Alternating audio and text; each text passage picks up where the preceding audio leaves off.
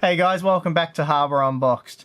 Now, didn't really plan on doing an unboxing boxes episode this week, especially with the Ryzen testing, which you're no doubt aware of. Been a few hiccups there. I can't really go into too much detail, but basically I got my processor and a motherboard, the Asus version here, Friday. So I spent all Friday night testing, all day Saturday night, Sunday night. Didn't get a whole lot of sleep. And part of that was because it wasn't really going to plan. And again, I can't say too much, but basically it wasn't that Zen's bad or anything like that, so don't freak out. Just teething issues. New CPU, new platform, and I'm hoping I was one of the more unlucky reviewers because I just ran into problem after problem after problem. And, you know, a lot of them were affecting performance. Anyway, we've sort of sorted all through them now. And I'm hoping part of what will solve the issue for me will be in these boxes, a new motherboard, because I just can't sort out some of the problems on the Asus board I've got. I don't know if it needs a BIOS update. I've updated it twice. I don't know if there's still something they're working on. But anyway, can't go into too much detail. It's been a nightmare, but we're getting on the right track now. So with that, I should probably start unboxing some boxes. And once I've done that, quickly edit this, upload it, and get back to benchmarking. But this is kind of a nice break, doing something a bit different than just sitting in the computer, running tests, scratching my head and trying to work out what's going on. Alrighty, we'll start with this little, actually what am I doing? We'll start with this little ASRock box here. Looks like it's from ASRock anyway. And we will see what they have for us in this little green package. This guy here. I'll move the other boxes out of the way.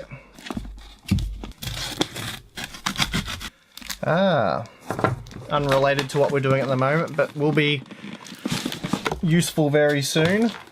In the last episode of Unboxing Boxes last week, I talked about the Pentium G4560 build that I'm doing in the Cooler Master case that got sent last week but was the wrong case, so hopefully I've got the right case here this week, but anyway, we'll get to that shortly.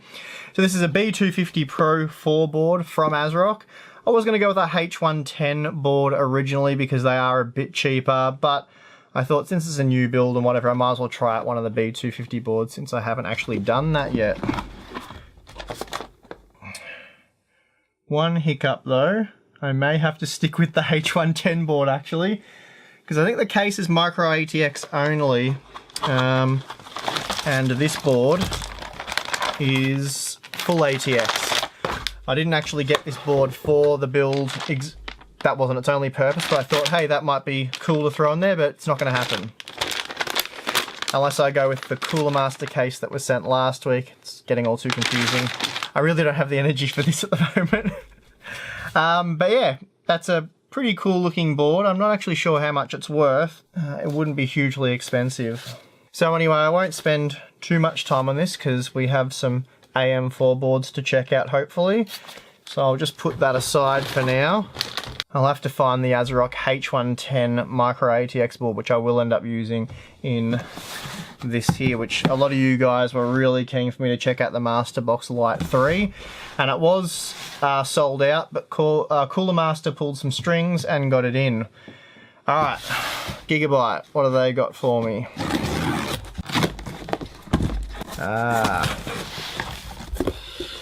Alright, this is what you guys are no doubt here for. So what do we have here? The AB350 Gaming 3.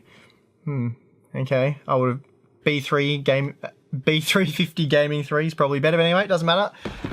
Alright, let's have a look. That's probably, it looks like an RGB cable, couple of SATA cables, quick connector cable, IO shield. Alright. Here we go. Pretty cool looking budget board, that's for sure.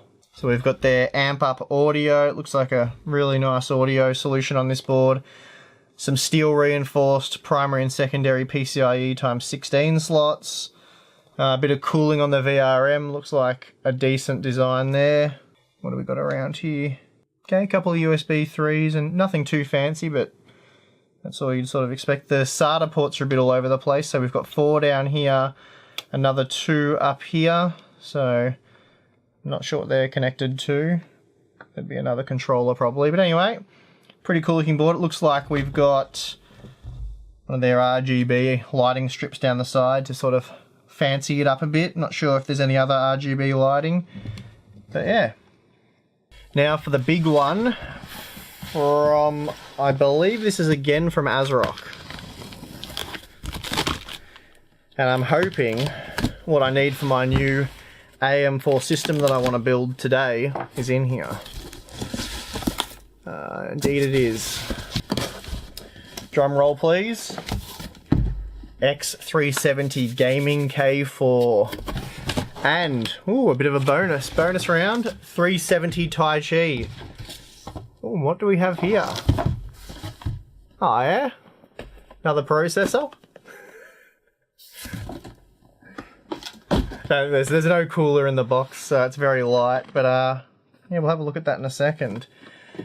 Okay, so 2 X370 boards, and I think I'll use this one in the build. I used the the Crystal Series 570X, the Corsair tempered glass case for the KB Lake build, and I went with a sort of blue, black and white design for that, and that system looked awesome. A lot of you guys seem to really like it. So I think for the Ryzen 7 build, I'll use this board and go with a black and red theme for that build. So that should be pretty cool. I know the black and red's pretty much what everyone uses, but it's kind of fitting for a Ryzen 7 build, even though the box is grey and orange. So let's just have a quick look at these boards. I can't talk about performance or specifications really. Well, I definitely can't talk about performance, but I can show the boards off. If I can get them out. You got the standard ASRock postcard. People, your family will love receiving that when you go on a trip. Got a sticker and a CD, I/O shield, some SATA cables, M.2 screws, and some antennas. Anyway, enough of that, let's get to the board itself. Okay. Now that is a pretty cool looking AMD motherboard. It's got all the bells and whistles too. There's Purity Sound 4, which I'm sure is as good as the implementation on the Intel boards. Ultra M.2 slot and a second M.2, not marked as Ultra M.2, but I'm sure it's still got plenty of bandwidth for those high-speed NVMe drives. Pair of onboard USB 3.0 headers. Looks like we've got, what is that, 10 SATA ports here. Diagnostic LED display, so that's very useful. Unfortunately though, there aren't, looks like there's mounts for them for power and reset, like easy to access power and reset buttons. Not hugely useful for general users, but on a test bed or whatever, they're super handy. But anyway, not there on this one. Like the Gigabyte board we just saw, you got the steel reinforced primary and secondary PCIe times 16 slots. And what else? A seriously beefy VRM on this board. Very impressive looking. Don't know the full specs yet, and I'm not going to count them right now, but anyway, it looks good. Nothing on the back, plain black PCB. But yeah, a really, really cool looking motherboard, this one. I'll be very interested to see what the price is for this board, because yeah, it looks really, really nice. And if it can come in under the Z270 boards, which I think it probably should, that'd be a nice pairing for a Ryzen 7 processor. Talking of Ryzen 7 processors, let's have a look at what we've got here. So they've obviously been using this for testing internally, this processor. I didn't expect them to send one along, but thank you, ASRock. And what do we have here? Ah, nice, a 1700X. Got a sticker as well, which is good because I have the 1800X already, which I've been using for testing. I'll get some close-up B-roll for you guys. Actually, I'll leave that in there, because if I bend a pin, yeah, let's not think about that. I'll put that safely up there with that one. So, yeah, I really love that motherboard. It's making me think twice now. I kind of want to put that in the Corsair case. It looks cool. Anyway, before I make any decisions, let's have a look at what the gaming K4 looks like. Because the gaming K brand is usually pretty good as well. Alright, let's hope this one's as cool as the Taichi. Okay. Not in a static bag. I'd say this was the board they were testing with. Okay, well this is an equally impressive motherboard, I have to say. Really nice design. The red heat sinks look cool, so again for that red and black build it's going to look pretty awesome. It has the Cinema 3 audio, which is the creative audio that's often found on the gaming models. But something interesting about this board compared to the Taichi board is the fact that we have... Oh, okay, yeah, I see what's going on here. I thought there was a pair of Ultra M2s up here and another another M2 here. I thought that's a bit bizarre. No, I'm wrong. There is an M2 Wi-Fi port there because this board doesn't come... Yeah, it's Wi-Fi is optional, whereas the Taichi has it as standard. So anyway, you can add an M.2 Wi-Fi card if you want. We've also got the Ultra M.2 and a standard M.2 down here. And it looks like they both take 80mm long cards, modules. But yeah, overall, looks like a fairly similar feature set. There isn't a third PCIe times 16 slot though. It looks like it's only wired for 4 times on the Taichi board. So, I mean, you're only really going to need the 2 anyway, and then possibly one of these ×1 ports for a sound card or something along those lines.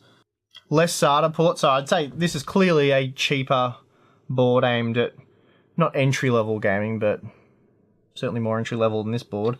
But anyway, you've got the LED diagnostic display, so that's good. Still no quick power on reset buttons on board, but that's fine.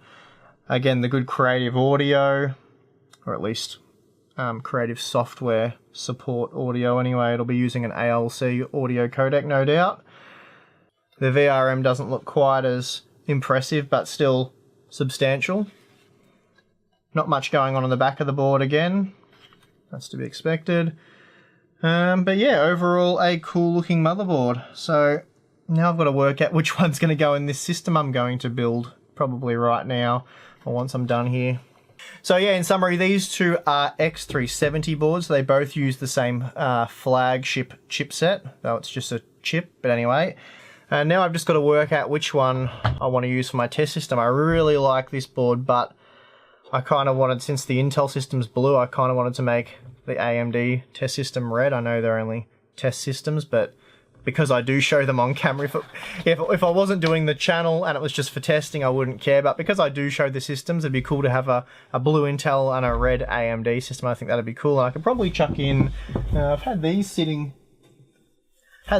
around for ages, so I could throw these Pro LED red Corsair fans in, and that would look really cool. So I might do that actually. I think I've got 3 of them. Got a bit of dust on it. I'll have to go fishing for the other one.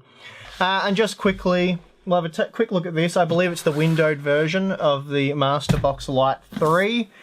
Yeah, I was surprised by how many of you guys were really keen for me to use this case. I was planning on using it, and Cooler Master ran out of stock, didn't tell me, and just sent the Masterbox 5. And I was going to use that, but it would have actually worked out well with that B250 board I got, because that's an ATX board, but I was planning on using a mini ITX H100 board originally, which is, I'll stick to that plan. And yeah, I thought, oh, well, I'll just swap, but then when a heap of you guys were like, oh, I really want you to use the Masterbox Lite 3, please use that case, want to check it out, I think it'd be perfect for the build. And it is cheaper, so it makes sense. But yeah, it was sold out. Anyway, Cooler Master pulled some strings and got one to me very quickly. So big thanks to them for that. And now I can finally show you guys the case, build in it, and let you know what I think of it. Why am I struggling to get everything out of box?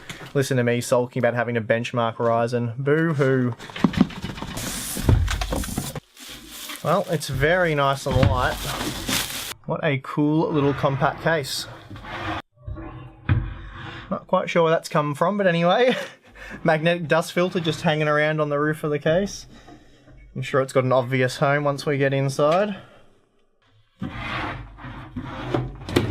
Don't know how well you guys can see it. Yeah, it must go on the outside. I assume it would go there without looking at the manual. Seems obvious to me. Don't know what it was doing on top of the case, but anyway, it's back in its home.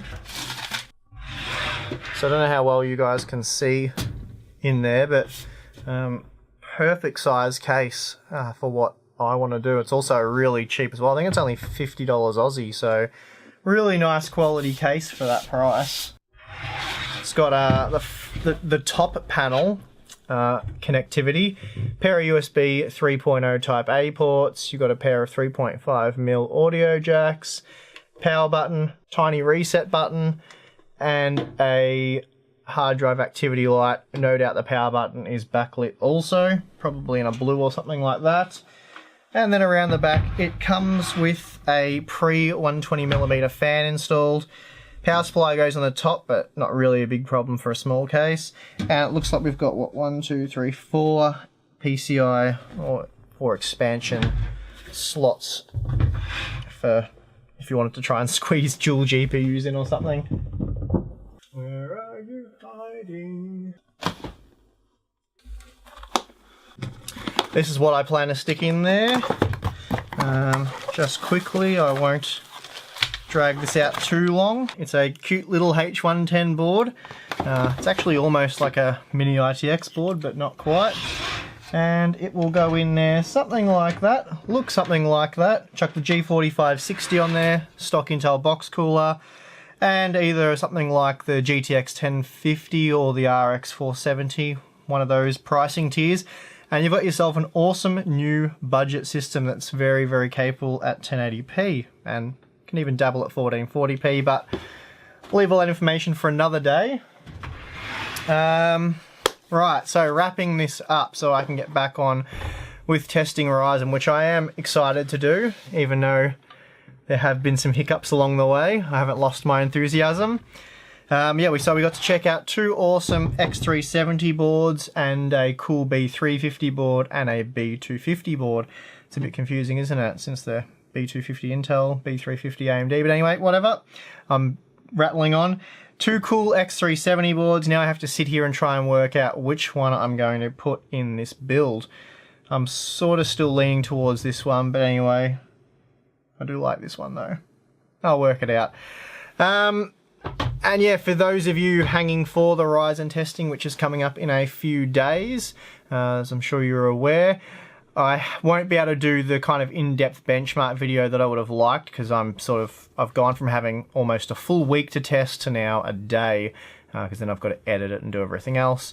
So yeah, it's a bit disappointing, but I do plan, there'll be 4 games tested in the day 1 review, along with some applications as well, like Premiere and Excel and all that sort of stuff. So there'll be, and I will be testing against a huge amount of processors. So there'll be the Sandy Bridge 2500K and 2600K. There'll be some Ivy Bridge, some Haswell, and then there'll be some Broadwell E, though I don't know if I'll get my 6900K today. That's another whole story. The 6800K will be there. The Haswell E5960X will be there. Then you've got the Skylake Core i5 and Core i7 unlock processors and the Kaby Lake equivalent, which is essentially the same processor, faster out of the box. Anyway, they'll all be included. So there'll be plenty of processors, just not as many tests as I would have wanted, because I just don't have time to conduct all the testing, but I'll be looking at things like thermals, power consumption, overclocking, and all that sort of good stuff as well. So it'll be more of a general review, and then I'm hoping by Monday the next week I'll have a big 12 or 13 game comparison, Ryzen taking on the Intel stuff. So that'll actually be really interesting. It'll be a good gaming benchmark and see how it slots in there. And also, just finally, before I get out of here, some exciting news for you guys. I will be doing a full Ryzen 7 giveaway, complete box, all the bits inside, and that'll be an international giveaway, worldwide giveaway. And that will be in partnership with Thermaltake and MSI. So that's really cool. Those companies have come together to help me build an awesome system to give to you guys. It'll be a custom water-cooled hard pipe system. Using a Ryzen 7 processor, hopefully something like the 1800X, obviously a really cool MSI motherboard, MSI graphics card, then, you know, I think we have that nice new tempered glass Thermaltake case, again with the hard pipe custom liquid cooling by yours truly, power supply and all that sort of stuff. So that's going to be an amazing system, and yeah, all of you guys can enter to win that. There'll be much more details coming up probably next week on that. I'm going to show you all the parts first, then I'm going to do a video, much like I do with the format for the Tower 900 and the Core P3. Then I'm going to build the whole system and show you the process and how it comes together. And then we'll probably do some benchmarking and all that, and then there'll be a video that explains how you can enter to win. Then you guys just have to enter, hopefully you win. And yeah, that should be really exciting, really cool. First time I've done a full system giveaway on the channel, so looking forward to it. And yeah, big thanks to Thermaltake and MSI for making that happen. Anyway, that's all for this one. Hope you guys enjoyed my sort of last minute hodgepodge slapped together unboxing video. But yeah, it was a bit of fun. I enjoyed checking out the new boards. Anyway guys, I've got to get back to benchmarking, or at least building my system, which I'll probably film and show you guys. I'm your host Steve. I'll catch you guys next time.